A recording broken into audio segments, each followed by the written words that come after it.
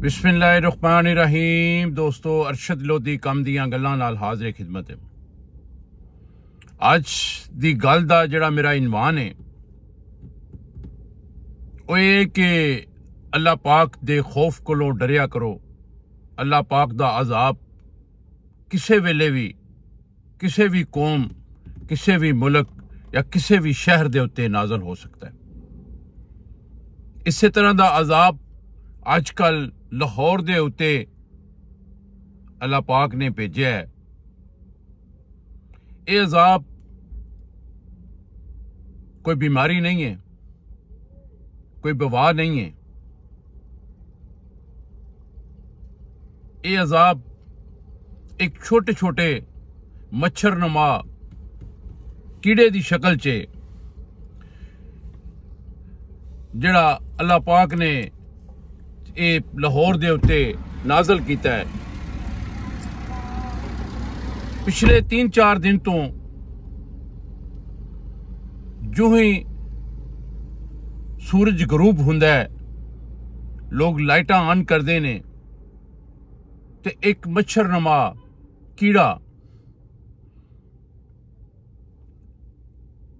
हमलावर हो जाता है और एक कीड़ा इन्नी ज्यादा तादाद नाल है कि सफर करना मुश्किल हो गया है, लाइटां ऑन करके बहना मुश्किल हो गया है। तुसी घर दे अंदर होवो, कारोबार ते होवो, बाहर होवो, तुहाडे वास्ते मुश्किल हो गया है कि तुसी अपना मामलात ते जिंदगी जिहड़ी है उन्होंने रवां दवां रख सको।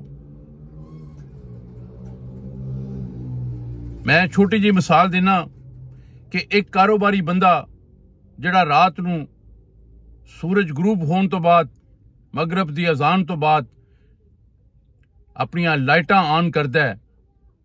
उहदे लाइटां ऑन करन दा देर हुंदी है ते उहदी दुकान दे अंदर वो मच्छर नुमा कीड़ा इस कदर हमला करदा है, इस कदर हमला करदा है कि उहदा फर्श वो कीड़ियां दे नाल भर जांदा है।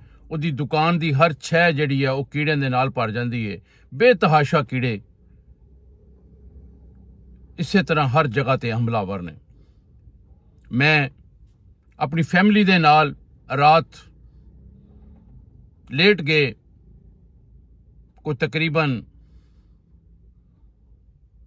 10-10:15 बजे घरों निकले। प्रोग्राम बनिया कि मच्छी खा लीए। PIA रोड ते बालो मच्छी दे कोल असी गए।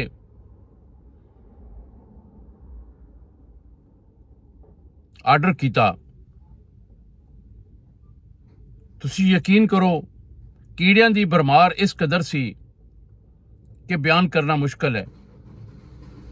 उन्हें तमाम लाइटां दे उत्ते कवर चढ़ाए सन ताकि कीड़े जिहड़े ने उन्हां कोलों महफूज रहा जा सके, लेकिन उसके बावजूद कीड़े बहुत ज्यादा तादाद दे विच हाल दे अंदर मौजूद सन।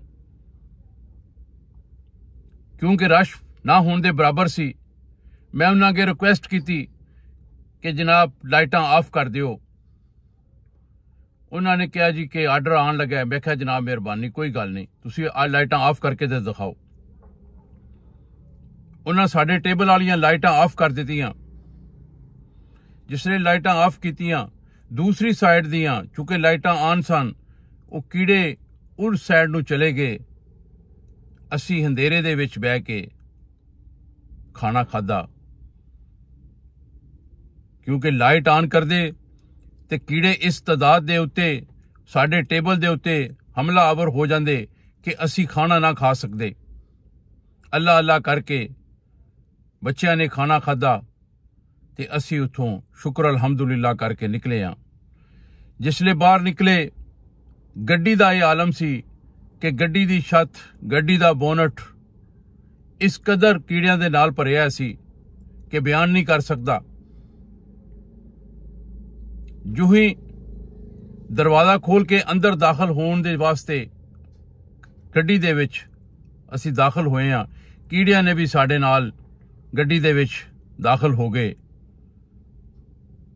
घर तक पहुंचदियां वालां दे विच इंज करके सिर झाड़दे रहे ताकि कीड़े सिर चों निकल जान। दोस्तों, मुख्तसर यह है कि मैं समझना ये अल्लाह पाक की तरफों कोई अजाब नाजल होया है, वरना बरसात गुजर गई। हुण कीड़ियां दा हमला अपनी समझ तो बाहर है। बस एक ही रिक्वेस्ट है सारे दोस्तां अगे कि यार अल्लाह कोलों माफ़ी मंगो, अपना किबला दुरुस्त कर लो। साडे अमाल जड़े ने ओही इस काबल ने कि साडे ते अल्लाह ताला ने यह छोटा जिहा अजाब नाजल किया है, वो कीड़ियां दी शक्ल ते कर दिता है। मुख्तलिफ कौमां ते मुख्तलिफ अजाब आए ने। अल्लाह ताला सानू अल्लाह पाक दी नाराजगी तो महफूज रखे। गल पसंद आई होए लाइक कर दियो। जेड़े दोस्त चैनल च नवें ने चैनल नू सबसक्राइब करो, चैनल च शामिल हो जाओ। कल फिर किसी नवे मौजू नाल नवीं गल नाल हाजिर होवांगा। कल तक इजाजत। अल्लाह हाफिज।